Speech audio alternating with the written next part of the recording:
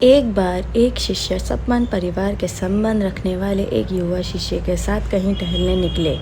उन्होंने देखा कि रास्ते में पुराने हो चुके एक जोड़ी जूते उतरे पड़े हैं, जो संभव पास के खेत में काम कर रहे गरीब मजदूर के थे, जो अब अपना काम खत्म कर घर वापस जाने की तैयारी कर रहा था।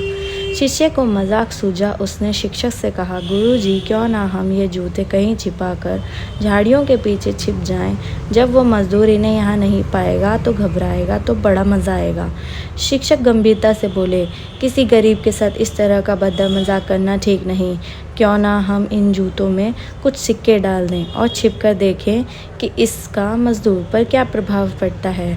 शिष्य ने ऐसा ही किया और दोनों पास की झाड़ियों में छिप गए। मजदूर जल्द ही अपना काम खत्म कर जूतों की जगह पर आ गया। उसने जैसे ही एक पैर जूते में डाला, उसे किसी कठोर चीज़ का आभास हुआ। उसने जल्दी से जूते हाथ में लिए और देखा कि अंदर कुछ सिक्के पड़े थे। उसे बड़ा आश्चर्य हुआ और वो सिक्के हाथ में लेकर बड़े गौर से उन्हें पलट पलट कर देखने लगा।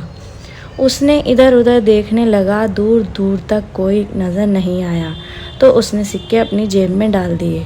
अब उसने दूसरा जूता उठाया, उसमें भी सिक्के पड़े थे।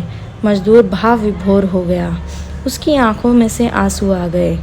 उसने हाथ जोड़कर ऊपर देखते हुए कहा, हे भगवान, समय पर प्राप्त इस सहायता के लिए उस अनजान सहायक का लाख लाख धन्यवाद।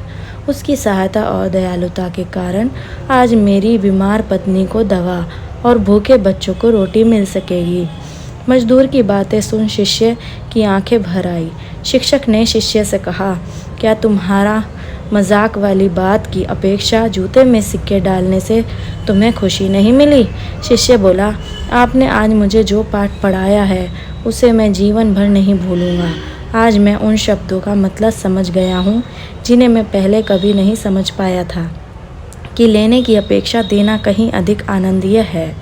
देने का आनंद असीम है, देना दैवत है। दोस्तों, सचमुच जॉय ऑफ गिविंग से बढ़कर और कोई सुख नहीं है। हमें इस कहानी से शिक्षा लेते हुए अपनी अपनी क्षमता के अनुसार कुछ न कुछ दान देना चाहिए और ज़रूरतमंदों की हर संभव मदद करनी चाहिए।